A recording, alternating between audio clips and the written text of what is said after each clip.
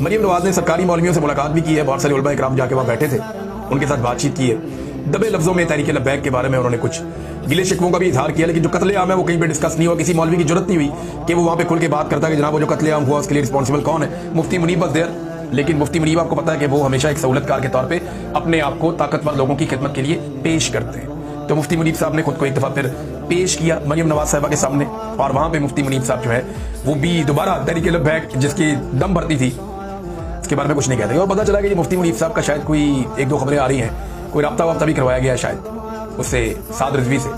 लेकिन ना दो ही चीजें हो सकती है। एक तो मुझे ज्यादा शक ये है कि ये एजेंसियों की तहवील में दोनों भाई, ज्यादा शक तो मुझे ये है, और मैं ये मानता हूं कि एजेंसियों की तहवील में बंदा होता है तो इस किस्म की खबरें फैलाई जाती है। तो अगर तो एजेंसियों की तहवील में है तो तहरीक लब्बैक जो है वो एक बिल्कुल ही फजूल पार्टी साबित हुई, जिसके अंदर टके की सकत नहीं थी। बेड़े ही गर्क हो गया उनका, कोई आवाज उठाने के काबिल भी नहीं रहा। कत्लेआम तो हुआ उनका, तो पीटीआई का भी हुआ, पीटीआई का भी कत्लेआम हुआ था, लेकिन उसके बाद हमने देखा उन्होंने बड़ी आवाज उठाई थी जोरदार तरीके से। तहरीक लब्बैक तो टुस हो गई।